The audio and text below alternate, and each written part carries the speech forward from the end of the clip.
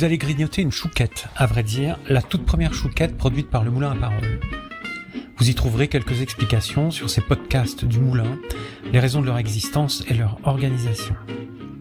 Allons-y.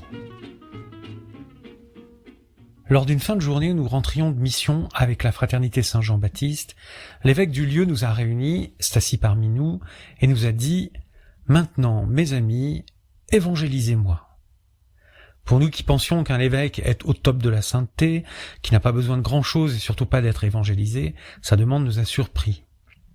Ce qu'il attendait, c'est que nous lui racontions comment s'était passée notre journée d'évangélisation, comment nous avions tenté de partager l'amour que nous avons du Seigneur avec les gens que nous avions rencontrés, comment ils avaient répondu, comment nous avions répondu à leurs réponses.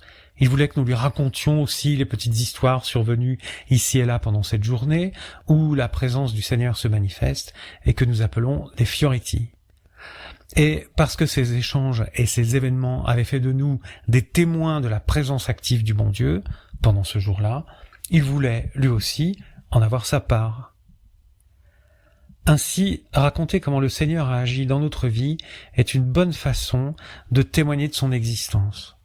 D'abord parce que rapporter des faits est souvent plus parlant pour ceux qui écoutent, car tous nous aimons bien entendre des histoires, et parce que ces faits manifestent l'action de Dieu, ce qui est le propre du témoignage. Par conséquent, dans certains de ces podcasts, je me raconte un peu. J'ai longuement hésité à ajouter une voix supplémentaire au concert de toutes ces voix qui retentissent sur les réseaux sociaux, jusqu'à ce que je me dise que, après tout, s'il est vrai que c'est le Seigneur qui agit parfois dans ma vie, raconter ce qu'il a fait, ce n'est pas me raconter moi, comme quand on dit « Hey, mec, tu te la racontes », mais c'est le raconter lui et donc manifester sa présence. Or, ça c'est important.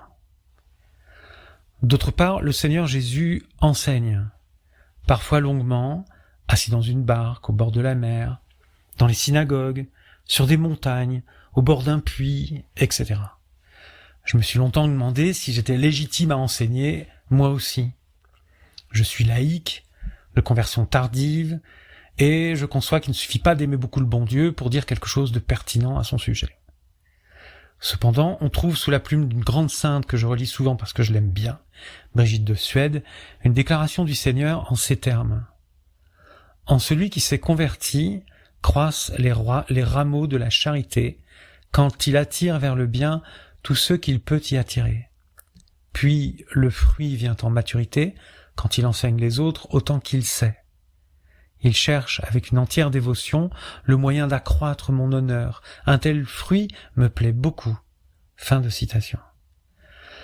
Par conséquent, enseigner les autres autant que je sais, si cela peut faire grandir l'honneur du bon Dieu, tant mieux.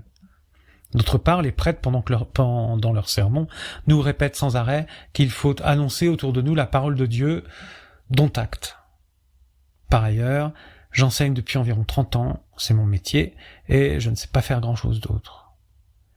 Enfin, la petite fraternité dont j'ai parlé au début, avec laquelle il m'est arrivé d'évangéliser, m'envoie cet été au jubilé des apôtres numériques en raison de ces podcasts que je suis en train d'enregistrer, ce qui me valide un peu dans cette tâche. Bon.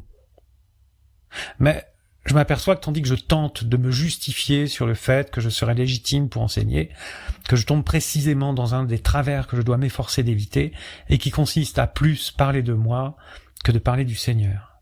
Et, au bout du compte, je ne serai légitime à parler de lui que si, en effet, c'est de lui que je parle et non pas de moi.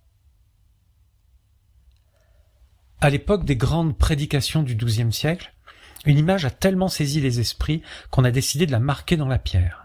Il s'agit du moulin mystique que l'on trouve sculpté sur l'un des chapiteaux de la basilique Sainte-Marie-Madeleine à Vézelay, construite en 1150 dans le Morvan. On y voit Moïse verser le grain de la parole de Dieu dans un moulin, figuré par l'auréole à branches du Christ, tandis que la farine tombe dans les mains de saint Paul, qui peut par la suite la cuire et en faire du bon pain. C'est cette image, qui inspire le nom et les différentes rubriques de ce podcast, le moulin à parole. En effet, à l'image de Paul, je recueille la bonne farine que le Christ a moulue, et quant à moi, j'en fais des chouquettes, du pain blanc et parfois aussi du pain perdu. C'est ainsi que sont organisés les différents podcasts que je vous propose d'écouter. Dans la catégorie chouquette, vous trouverez de courtes réflexions ou méditations, le plus souvent sur la parole de Dieu, qui se dégustent avec plaisir en moins de 3 minutes. C'est dans la catégorie pain perdu que j'ai rangé les témoignages me concernant, ainsi que quelques propos parfois plus sombres et plus graves, qui évoquent par exemple la croix du Christ. En effet, c'est la nuit que le boulanger travaille pour fabriquer le pain qui est vendu au petit matin. Enfin, la catégorie pain blanc réunit des enseignements moelleux, croustillants et nourrissants, parfois enregistrés sur plusieurs demi-heures et pour lesquels il faut s'attabler. Puisse le Seigneur bénir mon propos, de sorte que je vous serve le bon pain de sa parole et non pas un étouffe chrétien.